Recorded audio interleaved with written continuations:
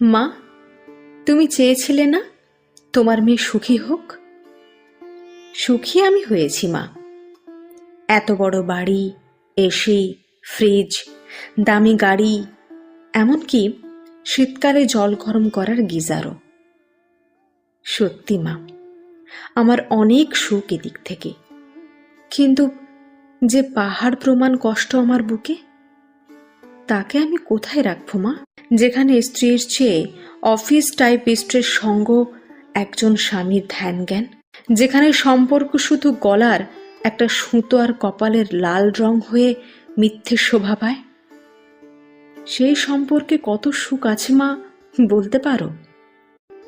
মাঝে মাঝে ভাবি মা, সব ছেড়ে ছুড়ে তোমাদের কাছে চলে যাই।